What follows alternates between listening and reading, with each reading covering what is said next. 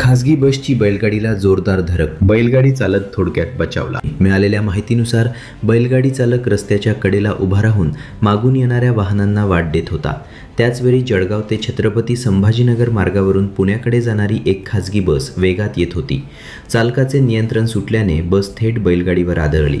धडकेनंतर बैलगाडीवरील व्यक्ती रस्त्यावर फेकली गेली, पण काही वेळातच तो पुन्हा उभा राहिल्याचे दिसून आले. जळगाव जिल्ह्यातील जामनेर तालुक्यातील वाकोद गावाजवळच्या जळगाव ते छत्रपती संभाजीनगर महामार्गावर भीषण अपघात घडला आहे. भरधाव खासगी बसने बैलगाडीला जोरदार धडक दिल्याने शेतकरी आणि बैल जखमी झाल्याची माहिती समोर आली आहे. या घटनेनंतर परिसरात मोठा संताप उसळला.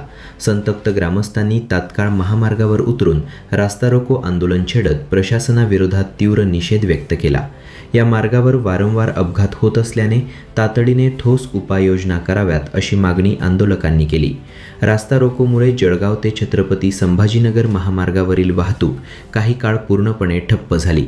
परिणामी लांबच लांब वाहनांच्या रांगा लागल्या आणि मोठ्या प्रमाणात वाहतूक कोंडी निर्माण झाली होती.